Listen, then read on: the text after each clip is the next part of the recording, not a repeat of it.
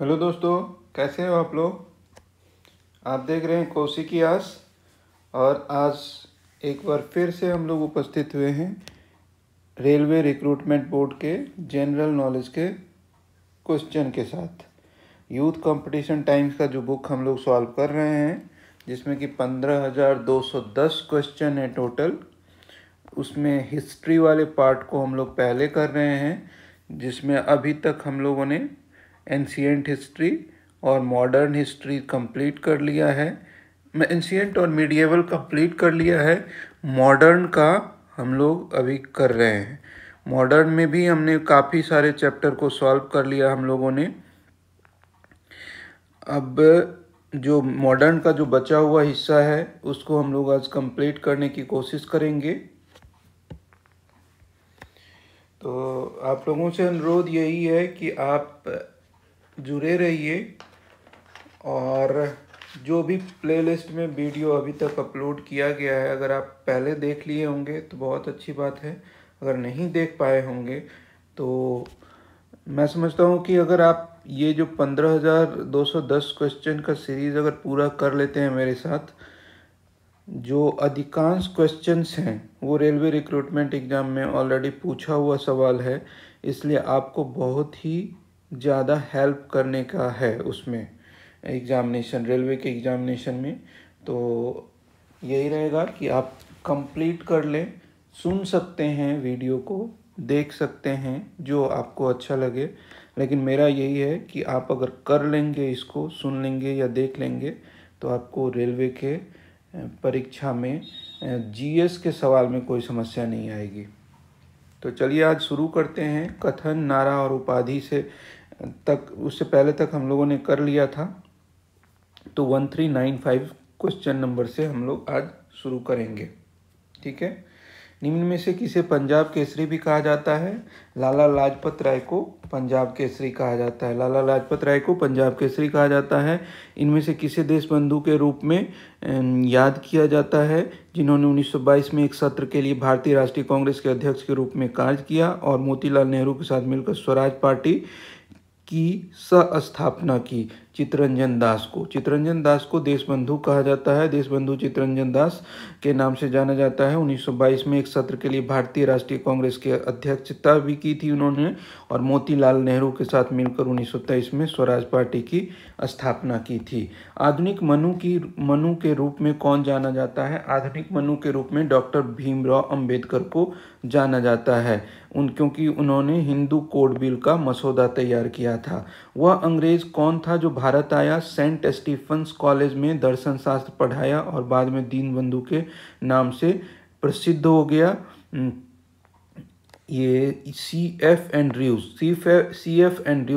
के बारे में बोला गया कि वह अंग्रेज था, भारत आए, सेंट स्टीफन्स कॉलेज में दर्शन शास्त्र पढ़ाया उन्होंने और बाद में दीनबंधु के नाम से जाना गया। देखिए, चार्ल्स फ्रियर एंड्रयूज, जिन्हें दीनबंधु के नाम से भी जाना जाता है, ये एक शिक्षक एवं समाज सुधारक थे। इन्होंने अपना पूरा जीवन मानव सेवा को समर्पित कर दिया। इन्होंने ब्रिटिश नागरिक होते हुए भी जलियांवाला बाग कांड के लिए ब्रिटिश सरकार को दोषी ठहराते हुए जनरल ओ डायर के कुकृत्य को जानबूझकर किया गया जघन्य अपराध हत्याकांड कहा।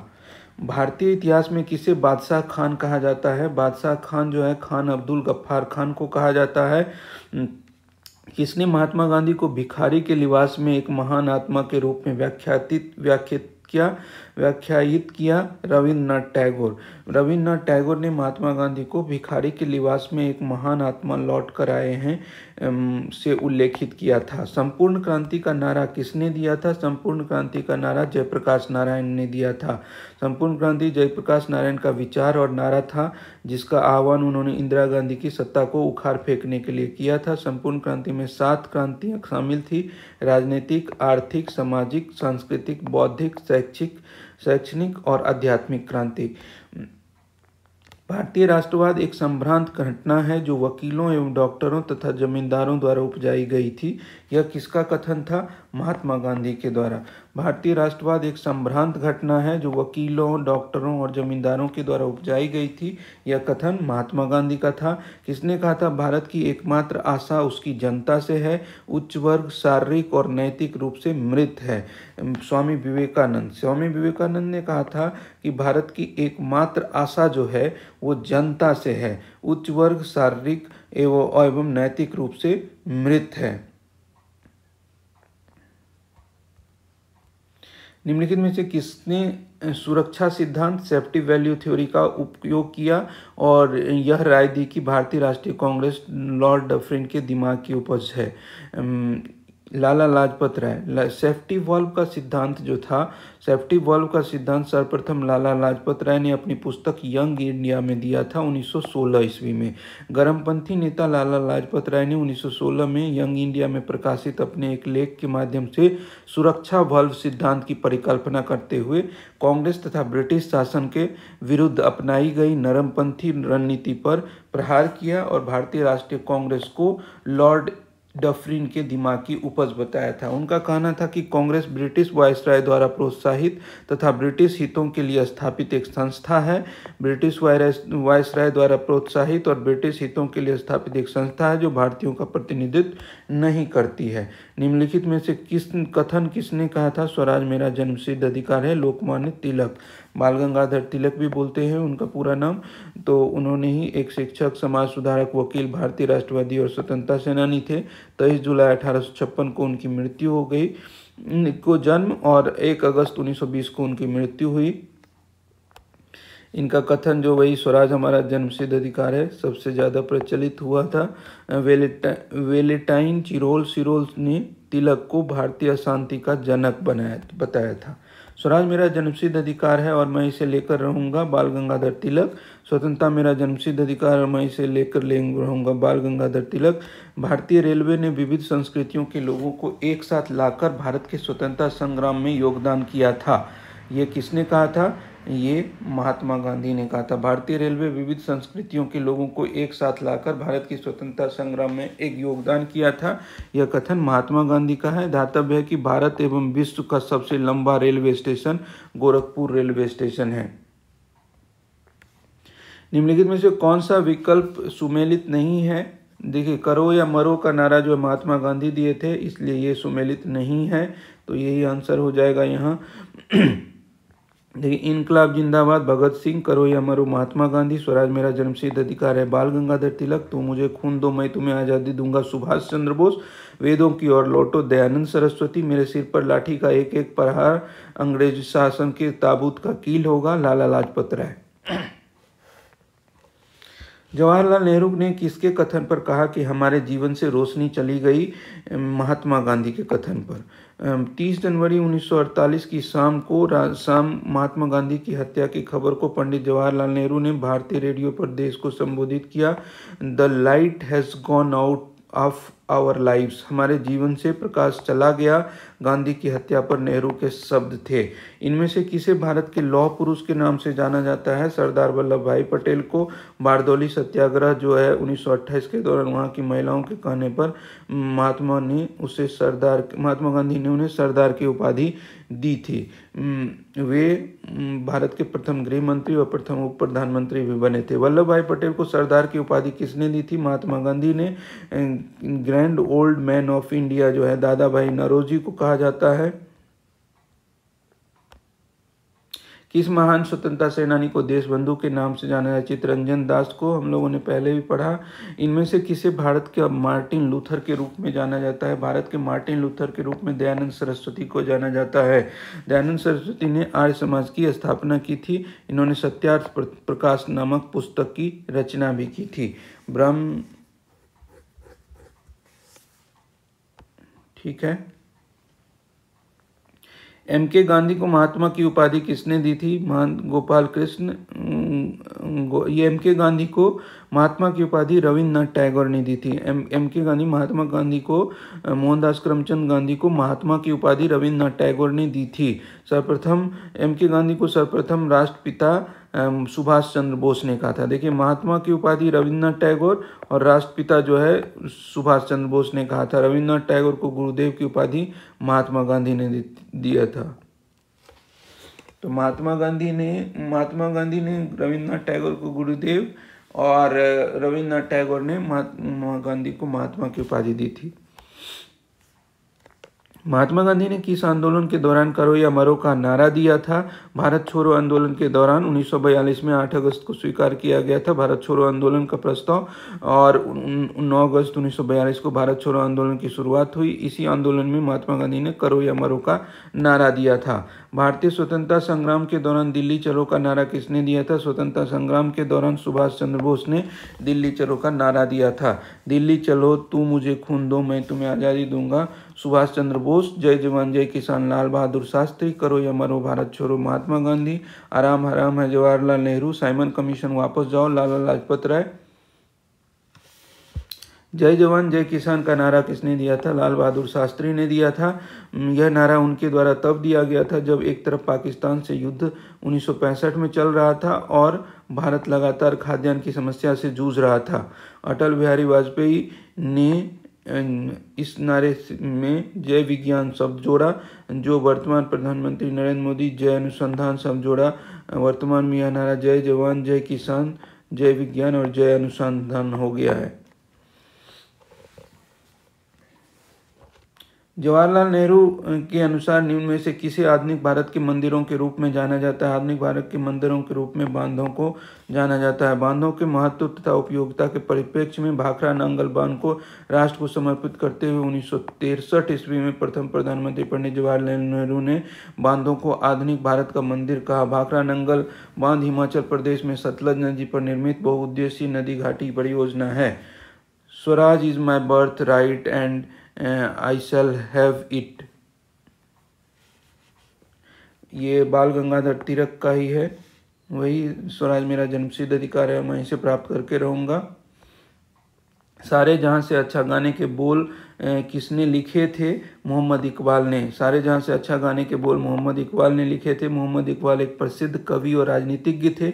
इनकी प्रमुख रचनाएं Shikwa 1909, 6 lectures on the reconstruction of religious thought, Bang-e-Dara, Tarane Hind. इन्होंने अपनी अधिकांश रचनाएं फारसी में लिखी है।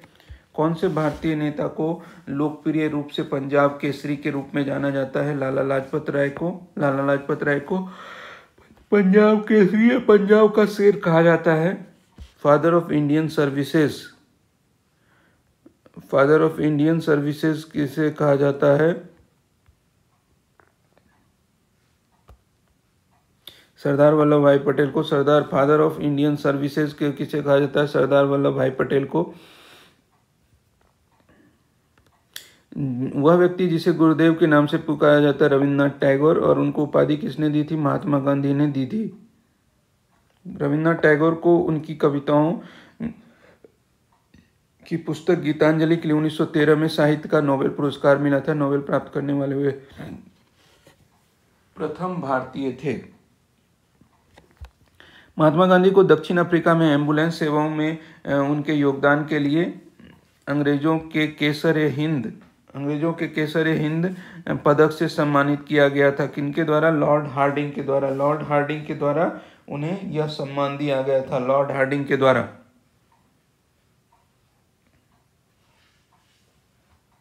ठीक है।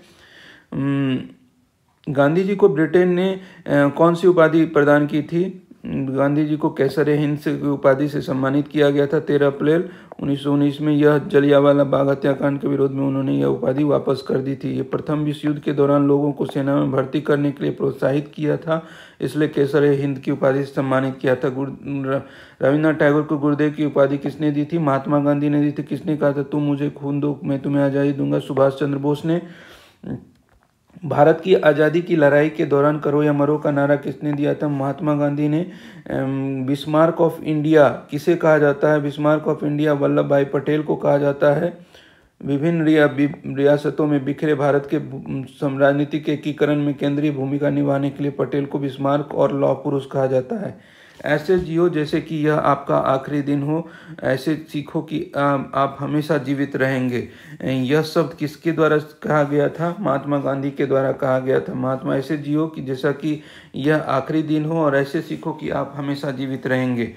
हम वह हैं जिससे हमारे विचारों ने बनाया है, इसलिए आप जो सोचते हैं उस पर ध्यान दें। शब्द गौन हैं, विचार रहते हैं, वे दूर तक जाते हैं। किसने कहा था? स्वामी विवेकानंद ने। स्वामी विवेकानंद ने कहा था कि हम वह हैं जिसे हमारे विचारों ने बनाया है, इसलिए आप जो सोचते हैं उस पर ध्यान दें। शब्द गौन हैं, विचार रहते हैं, वे दूर तक जाते हैं। सहिष्णुता के अभ्यास में उसका दुश्मन ही उसका सबसे अच्छा शिक्षक होता है। किसने कहा था? दलाई लामा ने। सहिष्णुता के अभ्यास में उसका दुश्मन ही उसका सबसे अच्छा शिक्षक होता है। किसने कहा था? दलाई लामा ने। ब्रिटिश कालीन प्रमुख इमारत डैश और रानी मैरी की 1911 में भारत की यात्रा के दौरान अपोलो बंदरगाह पर उनके आगमन की स्मृति में गेटवे ऑफ इंडिया का था। जॉर्ज पंचम बी नंबर हो गया। बी नंबर में उनके स्वागत में और जॉर्ज पंचम और रानी मैरी के स्वागत में 1911 में गेटवे ऑफ इंडिया बनाया गया था। अरब सागर के बंदरगाह पर स्थित यह बड़ा सा द्वीप है जिसकी ऊंचाई 26 मीटर 85 फीट के आसपास है। निम्नलिखित में से किस इमारत का निर्माण प्रथम विश्व युद्ध में बलिदान देने वाले अविभाजित भारत के सैनिकों के युद्ध स्मारक के रूप में किया गया था? ये है आपका इंडिया गेट का किया गया था। अवध के इनमें से किस नवाब ने लखनऊ में बड़ा इमामबाड़ा का निर्माण कराया था? अवध के इनमें से किस नवाब ने लखनऊ में बड़ा इमामबाड़ा का निर्माण कराया था? अशरफ उद्दौला ने इसका निर्माण कराया था, बड़ा इमामबाड़ा अवध में।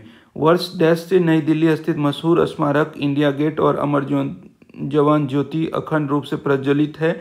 ये 1971 ईस्वी से प्रज्वलित है। 3 दिसंबर 1971 से 16 दिसंबर 1971 तक पूर्वी बांग्लादेश को पाकिस्तान के अत्याचारों से मुक्त करने के लिए भारत का पाकिस्तान के साथ सैन्य टकराव हुआ था, जिसके फलस्वरूप एक नए देश बांग्लादेश का गठन किया गया था। इस युद्ध के दौरान भारत सैनिक शहीद हो गए थे, जिन्हें श्रद्धांजलि देने के लिए 1971 में गेटवे ऑफ इंडिया गेट के नीचे अमर जवान ज्योति स्मारक बनाया गया और ज्योति जलाई गई, जो लगातार 1971 से जल रही है। इस स्मारक का उद्घाटन इंदिरा गांधी के द्वारा 26 जनवरी 1972 को किया गया। 1971 डैश युद्ध के दौरान शहीद हुए सैनिकों की याद में अमर जवान ज्योति इंडिया गेट के पास जलती है। ये भारत पाक के बीच जो युद्ध हुआ था।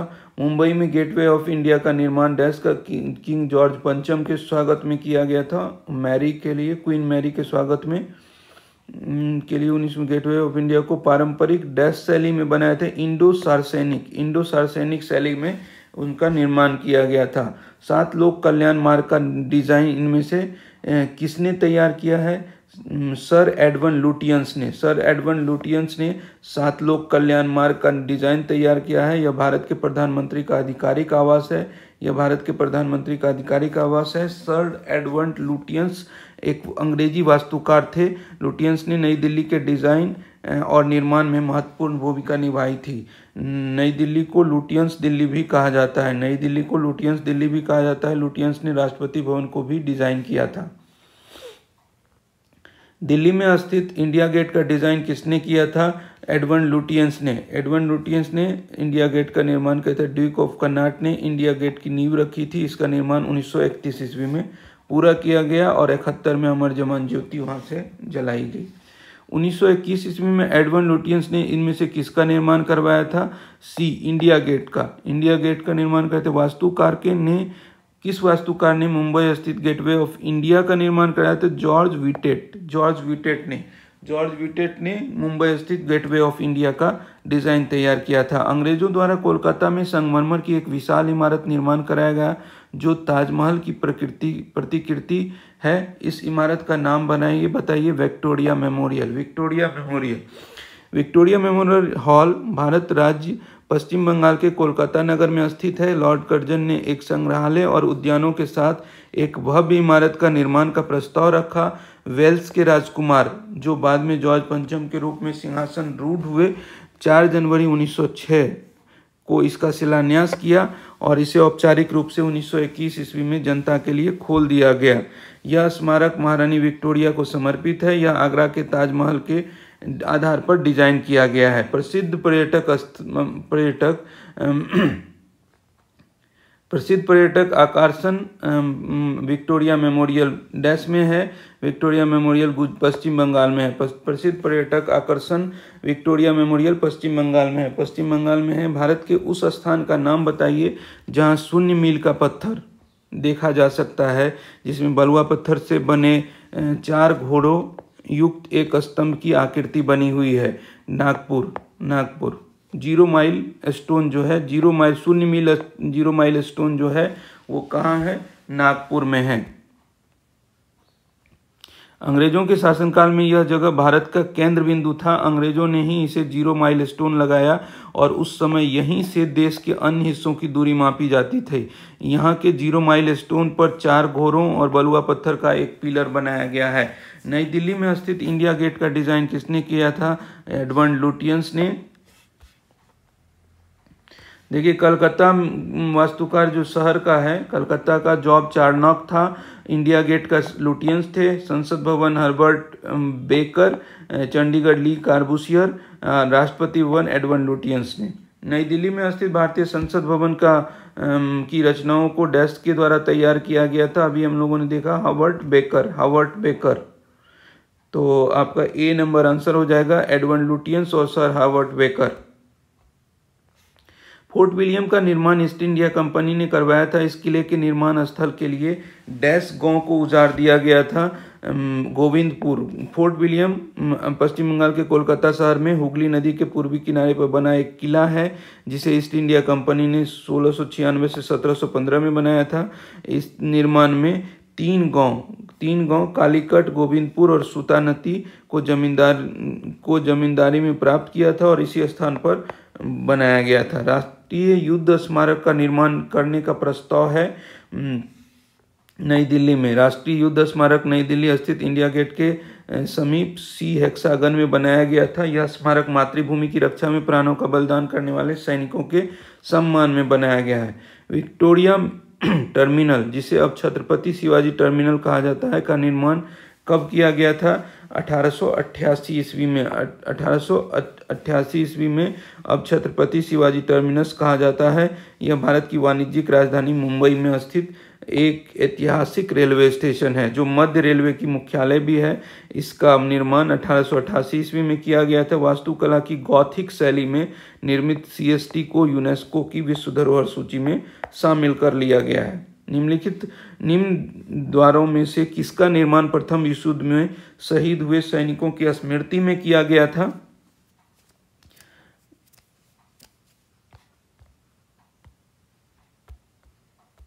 इंडिया गेट का निर्माण जो है प्रथम विश्व युद्ध में शहीद हुए सैनिकों की स्मृति में किया गया था। इंडिया गेट का निर्माण। दिल्ली में संसद भवन का निर्माण किस अवधि के दौरान किया गया था? 1921 से 1927 ईस्वी के दौरान किया गया था। बेकर ने किया था इसका डिजाइन, हर्बर्ट बेकर। संसद भवन का इतना के दौरान किया था इसका डिजाइन एडवर्ड लुटियंस और हर्बर्ट बेकर के द्वारा किया गया था। उस वास्तुकार का नाम बताइए जिसने नई दिल्ली को डिजाइन किया था। तो एडवर्ड लुटियंस हो जाएगा।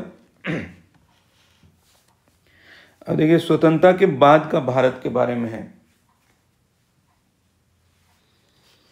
कि बांग्लादेश को स्वतंत्र देश का दर्जा कब प्राप्त हुआ? 1971 ईस्वी में। भारत और पाकिस्तान के बीच 1960 में हुई सिंधु जल संधि किस शहर पर हस्ताक्षर किए गए थे?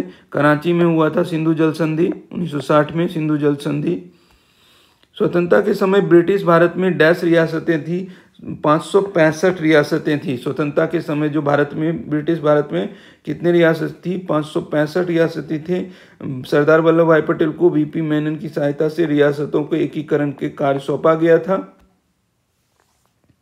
1885 का असम समझौता। 1885 में नई दिल्ली में डैश और AASU all Assam student union के नेताओं के बीच हस्ताक्षरित किया गया था। राजीव गांधी के नेतृत्व में असम समझौता हुआ था। अहिंसा के माध्यम से सामाजिक, आर्थिक एवं राजनीतिक परिवर्तन लाने के लिए प्रदान किए जाने वाले गांधी शांति पुरस्कार का सृजन किस वर्ष किया गया था? 1995 ईस्वी में। अहिंसा के रास्ते माध्यम से सामाजिक, आर्थिक और राजनीतिक परिवर्तन लाने के लिए प्रदान किए जाने वाले गांधी शांति पुरस्कार का प्रारंभ जो है वो 1995 से किया गया था। ऑपरेशन विजय निम्नलिखित में से किस युद्ध से संबंधित है? कारगिल युद्ध 1999 से संबंधित है। भारत पाकिस्तान कारगिल युद्ध का कोड नाम क्या था? ऑपरेशन विजय। ऑपरेशन विजय था। निम्नलिखित में से किस नेताओं ने ताशकंद समझौते पर हस्ताक्षर किए थे?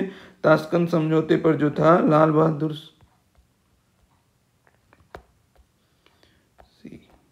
बहादुर शास्त्री और अयूब खान ने ताशकंद समझौते पर हस्ताक्षर किया। ताशकंद समझौता जो था भारत और पाकिस्तान के बीच 66 में हुआ था। इसमें जो पाकिस्तान अपनी शक्ति का प्रयोग एक दूसरे के खिलाफ नहीं करेगा, भारत और पाकिस्तान शांतिपूर्ण ढंग से झगड़ों का निवारण करेगा। यह समझौता में युद्ध विराम के बाद सोवियत संघ की मध्यस्थता से पाकिस्तान के जनरल अयूब खान और भारतीय प्रधानमंत्री लाल बहादुर शास्त्री के मध्य हुआ था। ताशकंद वर्तमान में उज्बेकिस्तान में है। किस भारत पाक युद्ध के बाद ताशकंद समझौता की घोषणा हुई थी? 1965 वाले युद्ध के बाद। 1972 की शिमला समझौता इंदिरा गांधी और किसके बीच हुई थी? जुल्फिकार अली भुट्टो के बीच में हुई थी। 1971 उल्लेखनीय है कि 1971 के भारत पाकिस्तान युद्ध में पाकिस्तान के 90,000 से अधिक सैनिकों ने भारतीय सेना के सामने आत्मसमर्पण कर दिया और तत्कालीन पूर्वी पाकिस्तान को बांग्लादेश के रूप में पाकिस्तानी शासन से मुक्ति प्राप्त हुई थी। शिमला समझौता 1972 किनके हस्ताक्षर किए गए थे? इंदिरा गांधी और ये JA भुट्टो को, जुल्फिकार अली भुट्टो। भारत के स्वतंत्रता के तुरंत बाद गोवा डैश का राज्य था? पुर्तगाली का था।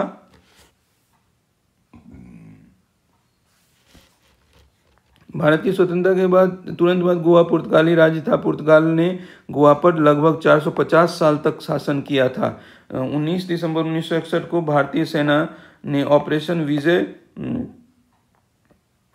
विजय अभियान शुरू कर गोवा, दमन और दीव को पुर्तगालियों के शासन से मुक्त करा लिया। सन 1987 में गोवा को राज्य का पूर्ण दर्जा मिल दिया गया। गोवा मुक्ति दिवस 19 दिसंबर को मनाया जाता है। निम्नलिखित में से कौन भारत पाक युद्ध नहीं हुआ था? 1947 में तो हुआ, 62 बोल सकते हैं कि 62 में चीन में हुआ था। 71 से पहले भारत पाकिस्तान युद्ध किस वर्ष हुआ था? ये 65 में हुआ था। 65 में। बांग्लादेश को किस देश से स्वतंत्रता मिली? पाकिस्तान से। कौन सा देश? बांग्लादेश। कौन से साल बांग्लादेश एक स्वतंत्र लोकतंत्र बना? 1971 दिसंबर 1971 को। 10 जनवरी 1972 को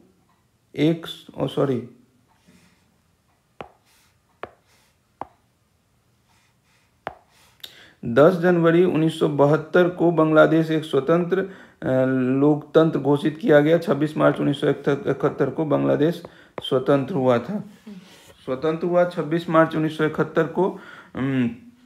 लेकिन स्वतंत्र लोकतंत्र जो है, संसदीय लोकतंत्र, 1972 में घोषित किया गया। भारत चीन युद्ध इनमें से किस वर्ष में हुआ था? 62 में हुआ था। 62 में हुआ था भारत चीन युद्ध। 62 में हुआ था। 20 अक्टूबर 1962 को चीनी सेनाओं ने भारत पर आक्रमण कर दिया और चीनी सेना सीमा पर भारतीय क्षेत्र में घुस गई तथा हजारों वर्ग मील भूभाग पर कब्जा कर लिया। 9 नवंबर 1962 को भारतीय प्रधानमंत्री ने अमेरिकी राष्ट्रपति केनेडी तथा ब्रिटिश सरकार से सैनिक सहायता की मांग की। परिणाम स्वरूप चीन ने पश्चिमी यूरोपीय शक्तियों के टकराव के भय से भारत सीमा के अग्रिम क्षेत्रों से अपनी सेनाएं हटा ली और अप्रत्याशित रूप से 21 नवंबर इतना को एक पक्षीय युद्ध विराम की घोषणा कर दिया।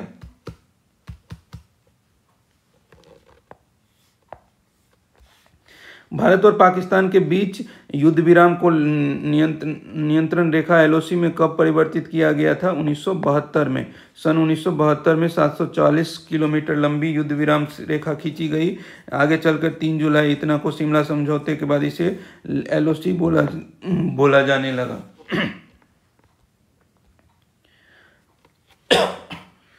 आधुनिक इतिहास विविध।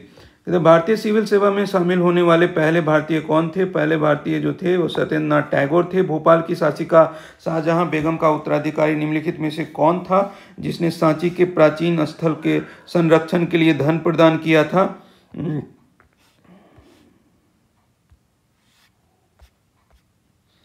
सुल्तान जहां बेगम। भोपाल की शासिका शाहजहां बेगम का उत्तराधिकारी कौन था? सुल्तान जहां बेगम थी। निम्नलिखित में से किस युद्ध में अहमदुल्ला शाह ने हेनरी लॉरेंस को पराजित किया था? चिनहट का युद्ध में अहमदुल्ला शाह ने हेनरी लॉरेंस को पराजित किया था। निम्नलिखित में से कौन सा ईसाई धर्म के संस्थापक का जन्म स्थान है? ईसाई धर्म के संस्थापक का जन्म स्थान बेथलहम है। ईसाई धर्म के संस्थापक ईसा मसीह का जन्म बेथलहम में हुआ था। बेथलहम इजराइल के प्रमुख शहर यरूशलेम में स्थित है। ईसाई धर्म का प्रमुख ग्रंथ बाइबिल है। स्वतंत्रता सेनानी देशबंधु चित्तरंजन दास का पेशा क्या था? वकील थे। अलीपुर षड्यंत्र केस के अभियुक्त अरविंद घोष के बचाव पक्ष के वकील थे वो। Missionaries of charity mother Teresa द्वारा डैश में स्थापित एक कैथोलिक धार्मिक धर्म संगति है 1950 में स्थापित। Missionaries of charity mother Teresa द्वारा 1950 में स्थापित एक कैथोलिक धार्मिक धर्म संगति है। उन्होंने मिशनरीज ऑफ चैरिटी के उद्देश्य को ऐसे संगठन के रूप में वर्णित किया जो भूखे, नंगे, बेघर, अपंग, अंधे, कुष्ठ रोगी उन सभी लोगों का ख्याल रखेगा और उन सभी लोगों को अवांछित, अपाहिज, पूरे समाज में अस्वस्थ महसूस करते हैं ऐसे लोगों के लिए बोझ बन गए हैं और हर किसी से दूर हैं। निम्न में से कौन सा विषय कालिक संश्लेषण टेम्पोरल सिंथेसिस की अवधारणा की व्याख्या करने का है? ये आपका डी है। इतिहास। देश में 562 रियासतों को एकीकृत करके भारत के राजनीतिक एकीकरण का श्रेय किस हस्ती को जाता है? भारत को एकीकरण करने का श्रेय जो है वल्लभ भाई पटेल, झावेर भाई पटेल को, सरदार वल्लभ भाई पटेल। इनमें से कौन 1934 ईस्वी में स्थापित कांग्रेस सोशलिस्ट पार्टी के संस्थापकों में से एक हैं? जयप्रकाश नारायण कांग्रेस सोशलिस्ट पार्टी के संस्थापकों में से एक हैं।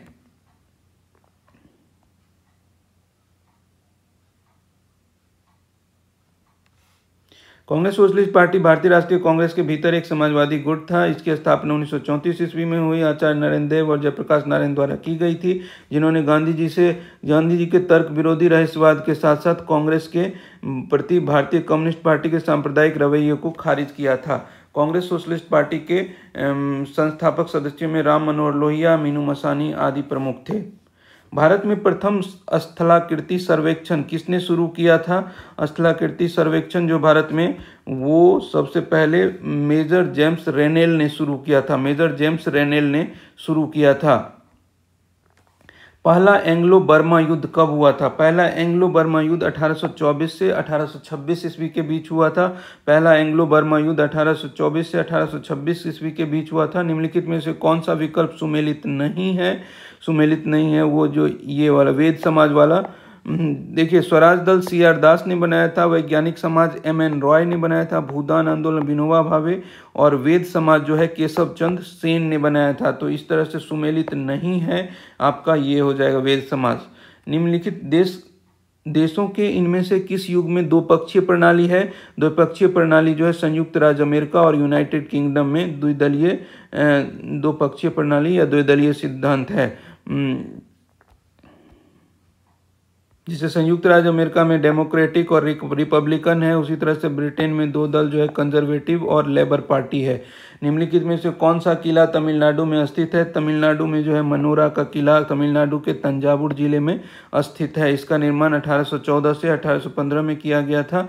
इसका निर्माता मराठा शासक सरफोजी द्वितीय से थे। यह द्रविड़ शैली में बना है। किस स्वतंत्रता सेनानी ने मुंडक उपनिषद से लिए गए शब्द सत्यमेव जयते को लोकप्रिय बनाया? मदन मोहन मालवीय ने मुंडक उपनिषद को सत्यमेव जयते को लोकप्रिय बनाया। इनमें से किसने लाल कुर्ती आंदोलन चलाया था? लाल कुर्ती आंदोलन खान अब्दुल गफ्फार खान ने चलाया था। लाल कुर्ती आंदोलन खान अब्दुल गफ्फार खान ने चलाया था। खुदाई खिदमतगार नामक संगठन के सदस्य किस नाम से लोकप्रिय थे? खुदाई खिदमतगार नामक संगठन के सदस्य लाल कुर्ती नाम से लोकप्रिय थे। इंडियन सिविल सर्विसेज में पदभार ग्रहण करने वाले पहले भारतीय कौन थे? इंडियन सिविल सर्विसेज में पदभार ग्रहण करने वाले पहले भारतीय सत्येंद्रनाथ टैगोर थे। निम्नलिखित में से कौन सा कथन सही है? ये सुचेता कृपलानी किसी भारतीय राज्य की प्रथम महिला मुख्यमंत्री थी। यंग बंगाल आंदोलन किसने शुरू किया था? यंग बंगाल आंदोलन हेनरी बेबियन डेरेजियो ने। कहा जाता है कि 1906 ईस्वी में भारत का प्रथम राष्ट्रीय ध्वज कहाँ फहराया गया था? कोलकाता में फहराया गया था 1906 ईस्वी में। पहला राष्ट्रीय ध्वज 1906 ईस्वी में कोलकाता में पारसी बगान चौक ग्रीन पार्क में फहराया गया था। इस ध्वज में लाल, पीला और हरे रंग की 3 क्षितिज पट्टियां थी। वर्ष 1907 में मैडम भिकाजी कामा द्वारा जर्मनी में भारतीय ध्वज फहराया गया, जो विदेशी भूमि में फहराया जाने वाला पहला भारतीय ध्वज था। 20वीं शताब्दी के पहले दशक के दौरान किस स्थान को भारतीय राष्ट्रवाद का तंत्रिका तंत्र कहा गया? भारतीय राष्ट्रवाद का तंत्रिका तंत्र 20वीं शताब्दी में बंगाल को कहा गया। इंडियन लीग की स्थापना 1875 में कलकत्ता, वर्तमान कोलकाता में किनके द्वारा की गई थी? शिशिर कुमार घोष के द्वारा। Indian league Shishir Kumar Ghosh. Indian league की मतलब स्थापना किसके द्वारा की गई थी? शिशिर कुमार घोष के द्वारा 1875 ईस्वी में। ये भारत के प्रसिद्ध राष्ट्रवादी पत्रकार अमृत बाजार पत्रिका के संस्थापक तथा स्वतंत्रता संग्राम सेनानी थे। इस संगठन का उद्देश्य भारतीयों में राष्ट्रीय भावना को बढ़ावा देना और उनमें राजनीतिक चेतना फैलाना था। उस व्यक्ति का नाम बताइए जिसे 1875 ईस्वी में भारत का पहला सर्वेयर नियुक्त किया गया था। ये आपका कॉलिन मैकेंजी था, जिन्हें सर्वेयर भारत का नियुक्त किया गया था 1815 ईस्वी में। निम्नलिखित में से किसने पाकिस्तान के गठन की मांग की थी? पाकिस्तान के गठन की मांग की थी खान अब्दुल गफ्फार खान ने। मुस्लिम लीग के द्वारा पाकिस्तान के गठन की मांग को सदैव विरोध किया था।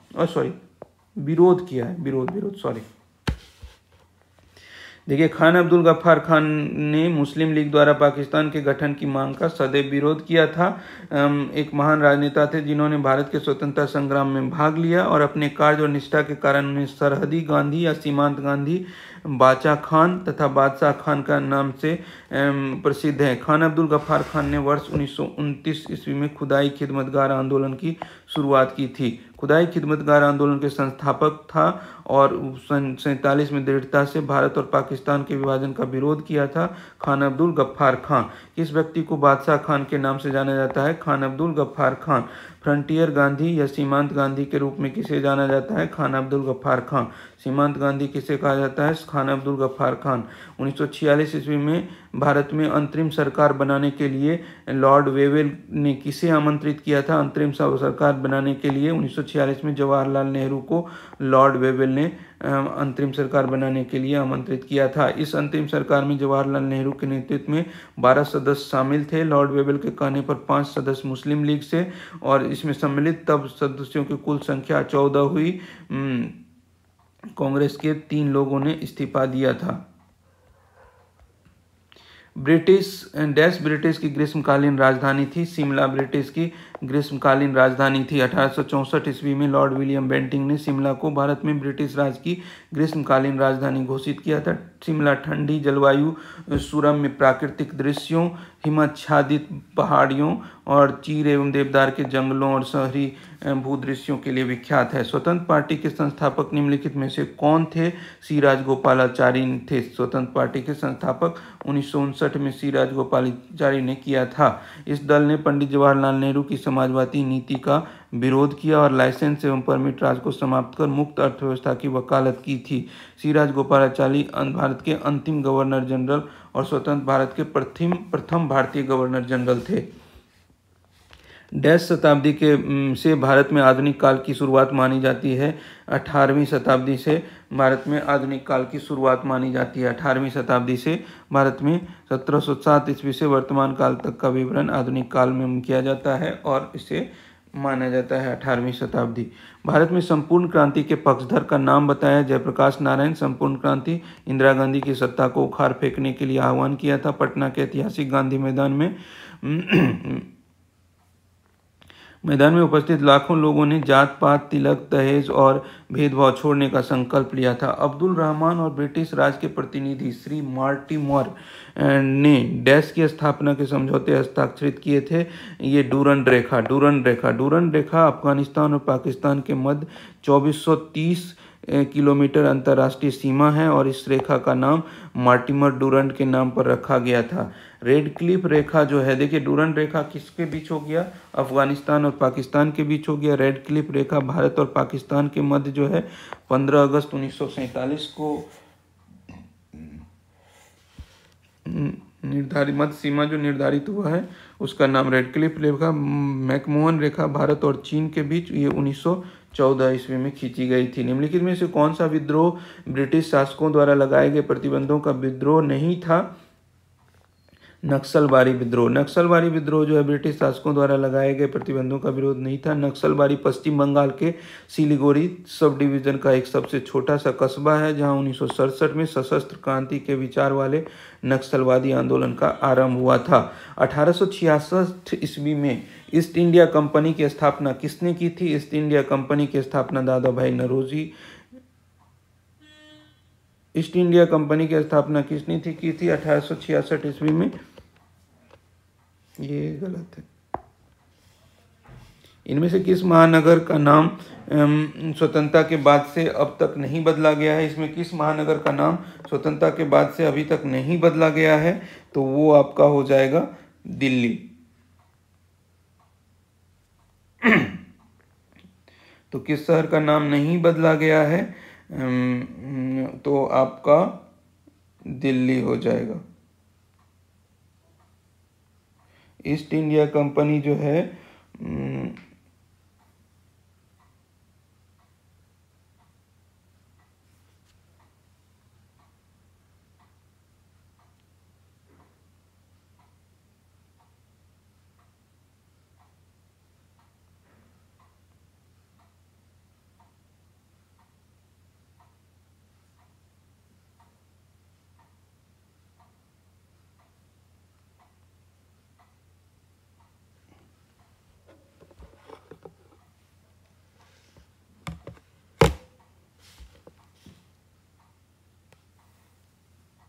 देखिए ये east India company royal charter जो था ब्रिटेन का उसके तहत इसकी स्थापना हुई थी।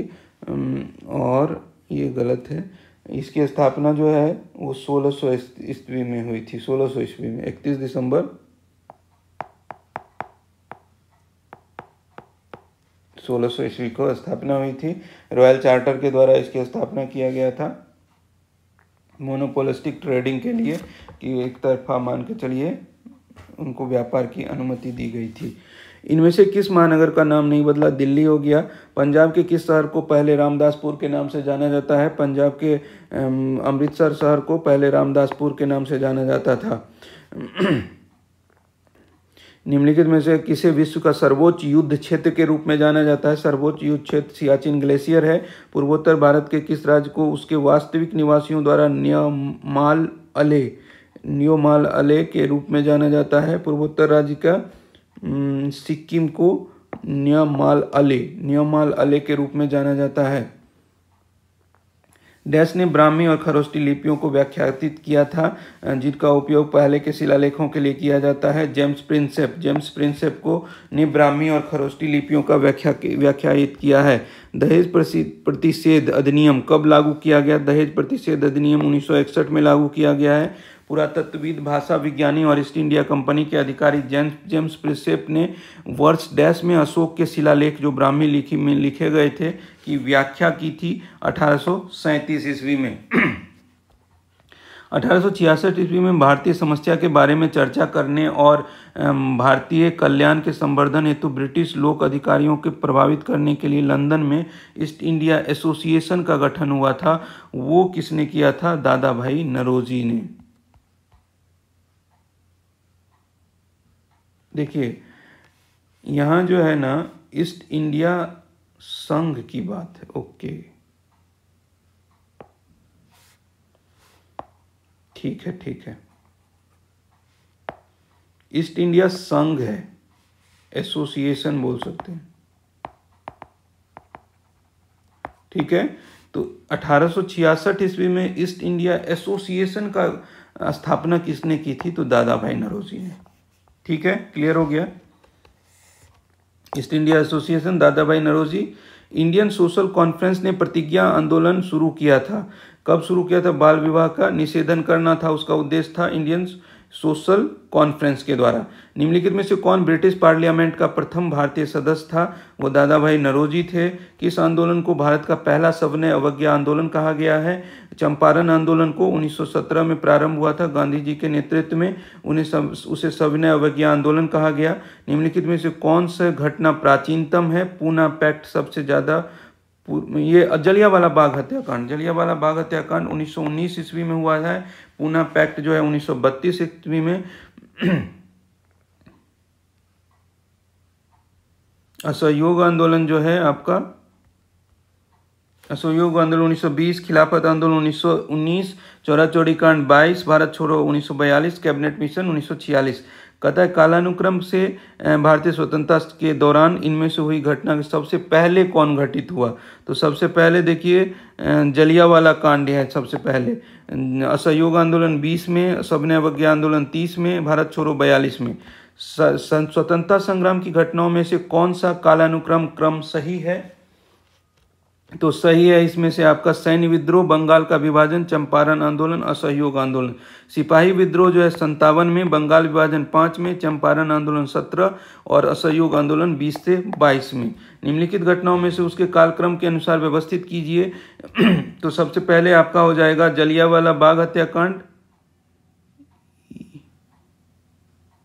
अच्छा, चंपारण, चंपारण 17 में हुआ है, तो सबसे पहले चंपारण हो जाएगा, फिर जलियांवाला बाग हत्याकांड हो जाएगा और उसके बाद आपका हो जाएगा असहयोग आंदोलन हो जाएगा।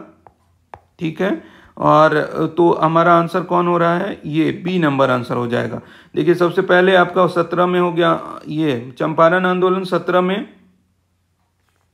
फिर जलियांवाला बाग का 1919। ठीक है, उसके बाद आपका हो जाएगा गांधी इरविन समझौता जो हुआ है ये मतलब 1931 ईस्वी में, भारत छोड़ो 42 में। ठीक है, निम्नलिखित अब भारतीय स्वतंत्रता संग्राम के दौरान हुई निम्नलिखित घटनाओं को कालक्रम के रूप में व्यवस्थित करें। तो इसमें बोल रहा है कि नमक सत्याग्रह, नमक सत्याग्रह कब हुआ है? 30 में हुआ है, जलियांवाला बाग 19 में हुआ है, असहयोग आंदोलन 20 में और भारत छोड़ो 42 में।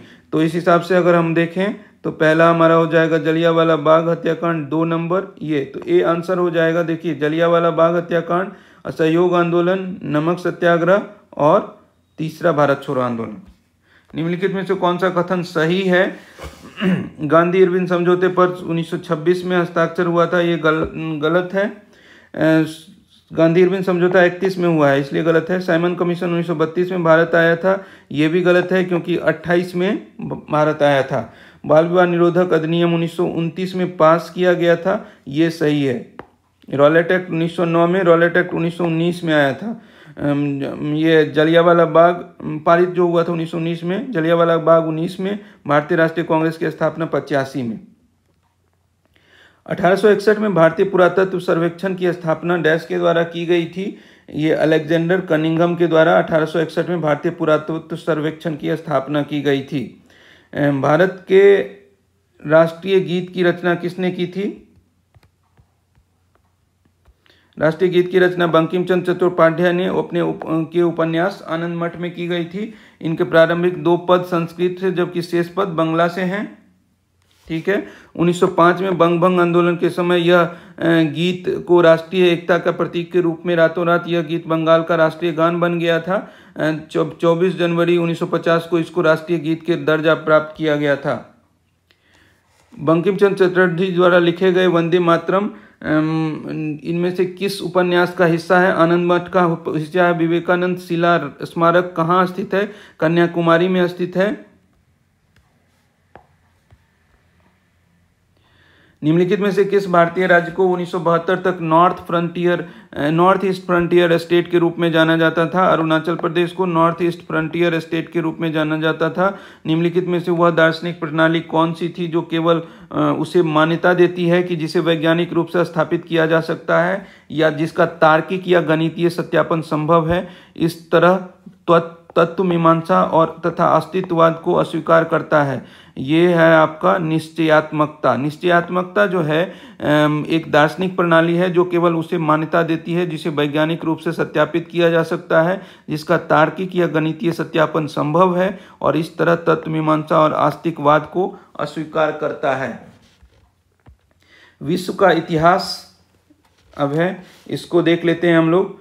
संयुक्त राज्य अमेरिका के कौन सा राज्य सबसे पहले रूस का भाग था? संयुक्त राज्य अमेरिका का कौन सा भाग? अलास्का जो था वो रूस का भाग था। निम्नलिखित में से किसका संबंध भारतीय स्वतंत्रता संग्राम से नहीं है? आपका न्यू डील का संबंध भारतीय स्वतंत्रता संग्राम से नहीं है। न्यू डील का संबंध आर्थिक महामंदी से उबरने के लिए अमेरिकी राष्ट्रपति रूजवेल्ट ने 1933 से 38 के बीच कार्य योजना की घोषणा की थी न्यू डील के संबंध में। ईरान का प्राचीन नाम क्या है? ईरान का प्राचीन नाम फारस है। बांग्लादेश को अपना स्वतंत्रता कब मिला? बांग्लादेश को स्वतंत्रता जो है 26 मार्च को मिला 1971 ईस्वी में। भारतीय स्वतंत्रता संग्राम के संदर्भ में निम्नलिखित में से कौन सा कथन गलत है? तो शेख मुजीबुर रहमान भारत की स्वतंत्रता संग्राम महत्वपूर्ण नहीं, ये बांग्लादेश के स्वतंत्रता संग्राम में महत्वपूर्ण भूमिका निभाए थे। किस देश में दुनिया का सबसे लंबा लिखित संविधान है? वो भारत में लिखित संविधान है। 1945 में यूएन को लीग ऑफ नेशंस के उत्तराधिकारी के रूप में स्थापित किया गया था। द्वितीय विश्व युद्ध के तुरंत बाद 1945 में यूएन को लीग ऑफ नेशंस के उत्तराधिकारी के रूप में स्थापित किया गया था। निम्नलिखित में से किस देश की स्थापना 1971 में हुई थी? बांग्लादेश की। 7 वर्षीय युद्ध किस देशों के बीच लड़ा गया था? इंग्लैंड और फ्रांस के बीच। इंग्लैंड 100 वर्ष से का 7 वर्षीय युद्ध से अधिक समय तक चलने वाला युद्ध जो है इंग्लैंड और फ्रांस के बीच 1337 से 1453 के बीच लड़ा था।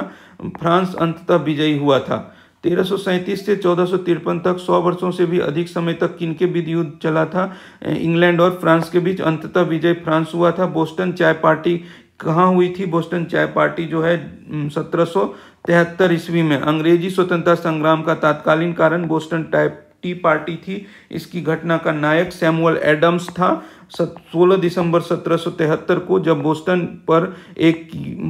पर कर युक्त चाय के 3 जहाज़ों को ब्रिटेन को लौटाने से इनकार कर दिया गया, तो उपनिवेशों का एक समूह जहाज पर सवार हो गया और चाय की 342 पेटियों को बोस्टन हार्बर में फेंककर नष्ट कर दिया गया।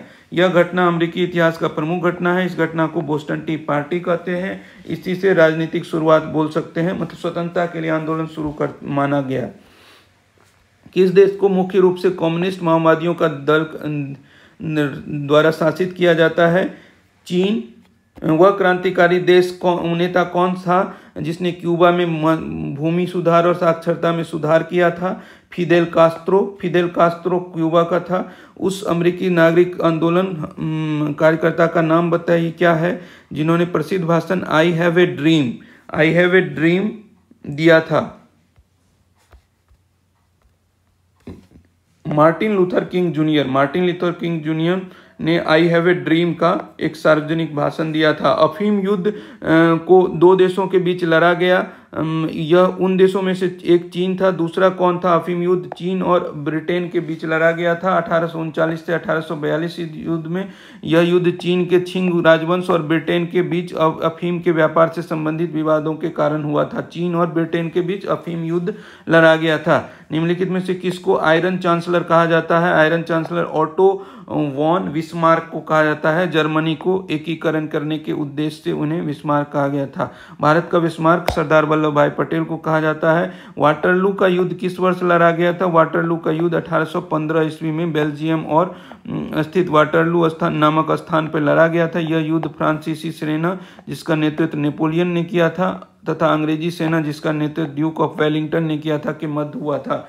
तो बेल्जियम के वाटरलू नामक स्थान पर फ्रांसीसी सेना और अंग्रेजी सेना मतलब जिसका नेतृत्व क्रमशः नेपोलियन और ड्यूक ऑफ वेलिंगटन के द्वारा किया गया था। इस युद्ध में नेपोलियन की पराजय हुई थी। नेपोलियन बोनापार्ट को बंदी बनाकर सेंट हेलेना द्वीप भेज दिया गया था, जहां 1821 ईस्वी में उसकी मृत्यु हो गई थी। डैश द्वारा 1509 में ईस्वी में द्वीप पर विजय प्राप्त कर लिया गया था पुर्तगालियों द्वारा। भारत का प्रथम पुर्तगाली गवर्नर फ्रांसिस्को डी अल्मीडा 1505 से 9 इसने ब्लू वाटर पॉलिसी चलाई। 1509 में अल्मीडा से संयुक्त मुस्लिम नौसैनिक बेड़े गुजरात, मिस्र और तुर्की को पराजित कर द्वीप पर अधिकार कर लिया था। 1907 में डैश को भूटान के वंशानुगत शासक के रूप में निर्वाचित किया गया था। उगेन वांगचुक को भूटान के वंशानुगत शासक के रूप में निर्वाचित कर लिया गया था। दिसंबर 17, 1907 को ताज पहनाया गया और राज्य के प्रमुख इक ग्याल्पो ड्रैगन राजा के रूप में स्थापित किया गया था। भूटान पर कूच बिहार के एक राजा संगल्पित द्वारा शासन या नियंत्रण कब किया गया था? 7वीं शताब्दी ईसा पूर्व के आसपास। किस देश को स्वतंत्रता दिवस 4 जनवरी को मनाया जाता है? किस देश में? म्यांमार में ब्रह्मा और पैगोडा का देश भी कहा जाता है इसे। यहाँ 4 जनवरी को स्वतंत्रता दिवस मनाया जाता है क्योंकि 4 जनवरी 1900 म्यांमार स्वतंत्र हुआ था, तब से 4 जनवरी को म्यांमार स्वतंत्रता दिवस के रूप में माना जाता है। जापान इस पर अधिग्रहण किया हुआ था। बर्लिन की दीवार को किस वर्ष ध्वस्त किया गया था? बर्लिन की दीवार को 1989 में ध्वस्त किया गया था। पश्चिम बर्लिन और जर्मन लोकतांत्रिक गणराज्य के एक अवरोध थी जिसे 28 साल तक बर्लिन शहर के पूर्वी और पश्चिमी टुकड़ों में विभाजित कर रखा था। बर्लिन की दीवार को अंदरूनी जर्मन सीमा सबसे प्रमुख भाग थी और शीत युद्ध का प्रमुख प्रतीक था। इसे तोड़ दिया गया 9 नवंबर 1979 को। 2005 में अहिंसक क्रांतियों के जिस श्रृंखला ने जॉर्जिया, यूक्रेन, किर्गिस्तान और लेबनान में सरकारों को उखाड़ फेंका था, वो रंगीन क्रांति थी। द्वितीय विश्व युद्ध में दुश्मन की पनडुब्बियों को ट्रैक करने के लिए विकसित प्रौद्योगिकी कौन सी थी? विकसित प्रौद्योगिकी जो है सोनार थी। वांगचुक वंश के कौन से राजा भूटान राजा के वर्तमान अधिपत्य सम्राट थे? जिग्मे खेसर नांगयाल। श्रीलंका तब सीलोन। श्रीलंका का पहले नाम क्या था? सीलोन को किस वर्ष डोमिनियन ऑफ सीलोन के रूप में स्वतंत्रता प्रदान की गई थी? 1948 ईस्वी में। श्रीलंका को 1948 में डोमिनियन ऑफ सीलोन के रूप में स्वतंत्रता प्रदान की गई थी। 1972 में इसका नाम सीलोन के स्थान पर श्रीलंका कर दिया गया। यह समाजवादी जनतांत्रिक गणराज्य है। श्रीलंका को डैश वर्ष में आज़ादी मिली थी? 1948 ईस्वी में। टेराकोटा की मूर्तियों का एक संग्रह किस देश के पहले सम्राट के सेनाओं को दर्शाता है? चीन के। टेराकोटा की मूर्तियों का एक संग्रह किस देश के पहले सम्राट की सेनाओं को दर्शाता है? चीन के। निम्न में से किस देश में वर्ष 1986 में यूनाइटेड किंगडम का शासन औपचारिक रूप से समाप्त हुआ था? ऑस्ट्रेलिया में यूनाइटेड किंगडम का औपचारिक रूप से शासन समाप्त हुआ था। चीन की विशाल दीवार का निर्माण कब हुआ था? चीन के क्विंग शी हुआन। चीन में उत्तरी आक्रमणकारियों से रक्षा हेतु 5वीं शताब्दी से 16वीं शताब्दी तक कई दीवार बने जिन्हें मिलाकर चीन की दीवार कहा जाता है। चीन के प्रथम सम्राट क्विंग शी हुआन द्वारा बनवाई गई दीवार सभी दीवारों में सबसे ज़्यादा प्रसिद्ध है। यह दीवार मिंग वंश द्वारा बनवाई गई वर्तमान दीवार के सुदूर उत्तर में बनी थी। उस चीन की विशाल दीवार के निर्माण का श्रेय क्वीन शी हुआन को ही जाता है। अफगानिस्तान पर डैश द्वारा विजय हासिल करने के बाद वह अकमेनिड साम्राज्य अंतर्गत आ गया पर्सिया के डेरियस प्रथम द्वारा। 1971 में स्वतंत्रता की घोषणा के बाद बांग्लादेश के प्रथम प्रधानमंत्री कौन बने? शेख मुजीबुर रहमान पहले प्रधानमंत्री बने। महारानी एलिजाबेथ द्वितीय हाल ही में ब्रिटेन में सबसे लंबे समय तक राज करने वाली सम्राट बन गई थी। उन्होंने डैश द्वारा निर्धारित रिकॉर्ड पास किया। महारानी विक्टोरिया के द्वारा। महारानी एलिजाबेथ द्वितीय ब्रिटेन में सबसे लंबे समय तक राज करने वाली सम्राट बन गई है। 9 सितंबर 2005 को उन्होंने अपनी परदादी महारानी विक्टोरिया के सबसे लंबे शासनकाल के कीर्तिमान को तोड़ दिया। ब्रिटेन पर सर्वाधिक समय तक शासन करने वाली पहली सम्राज्ञी बन गई। विश्व के प्रजातंत्रवादी देशों में से किस देश का संविधान सर्वाधिक लंबा और विस्तृत है? भारत का, और लिखित भी। जबकि विश्व का सबसे पहला संविधान अलिखित ब्रिटेन का है, और भारत का विश्व का पहला लिखित संविधान, सबसे छोटा संविधान भी अमेरिका, केवल 7 अनुच्छेद हैं। श्रीलंका में अधिकांशतः लोग किस धर्म का अनुसरण करते हैं? बौद्ध धर्म का सबसे ज़्यादा अनुसरण करते हैं। फ्रांस की अंतिम रानी मैरी एंटोनेट का जन्म किस देश में हुआ था? मैरी एंटोनेट का जन्म ऑस्ट्रिया में हुआ था। फ्रीडम ट्रेल एक 2.5 मीटर लंबा दर्रा है, जो अमेरिकी क्रांति के बेहतर तरीके से दर्शाता है। आपको यह प्रसिद्ध और ऐतिहासिक मार्ग किस अमेरिकी शहर में मिलेगा? बोस्टन में मिलेगा। Freedom tell. पॉल रेबेर ब्रिटिशों के विरुद्ध अमेरिकी क्रांति में लड़ने वाले एक देशभक्त थे। उस शहर का नाम क्या था जहां वह रहते थे और जहां उनकी मृत्यु हुई थी? पॉल रेबरे का घर अभी भी इस शहर में स्थित है। उस शहर का नाम बोस्टन है। ब्रिटिशों के विरुद्ध अमेरिकी क्रांति में लड़ने वाले एक देशभक्त थे पॉल रेबरे, बोस्टन। स्वतंत्रता, समानता और बंधुता की प्रेरणा फ्रांसीसी क्रांति से मिलती है। स्वतंत्रता, समानता और बंधुता की प्रेरणा। मैग्ना कार्टा डैश द्वारा जारी अधिकारों का चार्टर है। मैग्ना कार्टा इंग्लैंड के राजा जॉन के द्वारा जारी अधिकारों का चार्टर है। मैग्ना कार्टा इंग्लैंड का एक कानूनी परिपत्र है जो सबसे पहले 1215 में जारी किया गया था। फ्रांसीसी क्रांति की 100वीं वर्षगांठ मनाने के लिए एफिल टावर का निर्माण किस वर्ष किया गया था? एफिल टावर का निर्माण जो है 1889 ईस्वी में 100वीं वर्षगांठ, फ्रांसीसी क्रांति की 100वीं वर्षगांठ मनाने के लिए किया था। फ्रांस की क्रांति की शुरुआत जो हुई थी 1789 ईस्वी में हुई थी। गुलनाबाद की लड़ाई महमूद हौताकी के नेतृत्व में किस वर्ष लड़ी गई थी? गुलनाबाद की लड़ाई जो है 1772 ईस्वी में लड़ी गई थी। गुलनाबाद की लड़ाई होतकी राजवंश और सफाविद साम्राज्य की सेना के बीच 1772 ईस्वी में लड़ी गई थी। अमेरिकी इतिहास में राष्ट्रपतियों के सबसे प्रसिद्ध भाषणों में से एक द गेटिसबर्ग एड्रेस है। उस अमेरिकी राष्ट्रपति का नाम बताएं जिन्होंने यह महत्वपूर्ण भाषण दिया था? Abraham Lincoln. निम्नलिखित में से कौन सा देश गणतंत्र देश नहीं है? चीन जो है, चीन में एक परिपूर्ण लोकतांत्रिक देश नहीं है जहाँ साम्यवादी पार्टी की तानाशाही विद्यमान है। चीन जनवादी गणराज्य है। प्रायः चीन नाम से भी संबोधित किया जाता है। 1.3 अरब निवासियों का यह विश्व का। देखिए यूके भी नहीं है गणतंत्र, क्योंकि यूके में भी राजतंत्र है।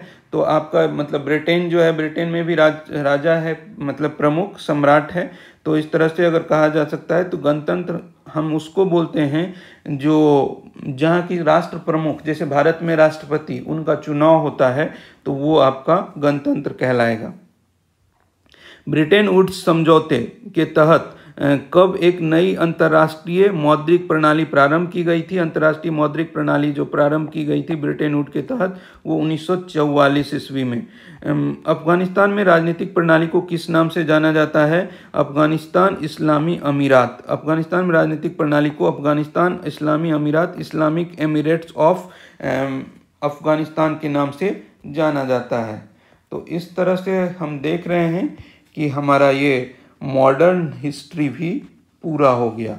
तो अब हम बोल सकते हैं कि इस हमारा रेलवे रिक्रूटमेंट से संबंधित जो है ये यूथ कंपटीशन टाइम्स का जो बुक हम लोग कर रहे हैं, इसमें देखिए एंशिएंट हमने कर लिया था, मेडिएवल भी पूरा कर लिया था, मॉडर्न में हमारा ये 3-4 चैप्टर बचा हुआ था। कथन, नारा उपाधियाँ, ब्रिटिश कालीन प्रमुख इमारतें और स्वतंत्रता के बाद का भारत और आधुनिक इतिहास। तो इस तरह से आप बोल सकते हैं कि आपका 12 क्लास, टोटल 12 वीडियो है। 12 वीडियो हम लोगों ने अभी तक किया है हिस्ट्री के संबंध में। तो 12 क्लास में 12 वीडियो अगर आप सुन लें तो आपका हिस्ट्री पूरा कंप्लीट, मतलब एंशिएंट, मीडिएवल और मॉडर्न, इससे संबंधित सभी सवाल आपका सॉल्व हो गया। आपका मतलब टोटल 1580 क्वेश्चंस थे। 1580 क्वेश्चंस 12 वीडियो में हमने कवर किया है। आप जब भी वक्त मिलता है आपको, आप कोशिश करिए सुनने की, देखने की, और आप अगर सुन और देख लेंगे तो आपको फिर से दोबारा पढ़ने की ज़रूरत नहीं पड़ेगी।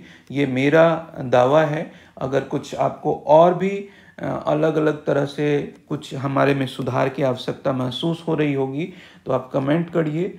कुछ और आपको आवश्यक लग रहा है कि ये वाला पोर्शन कवर कर लीजिए तो और अच्छा हो जाएगा, तो आप वैसा कमेंट करिए। हम कोशिश करेंगे कि बेहतर बनाने का और आप लोगों को परीक्षा से पहले बेहतर तैयार करने का, ताकि आप परीक्षा में जाएं तो सभी सवालों का जवाब सॉल्व करके आएँ आप।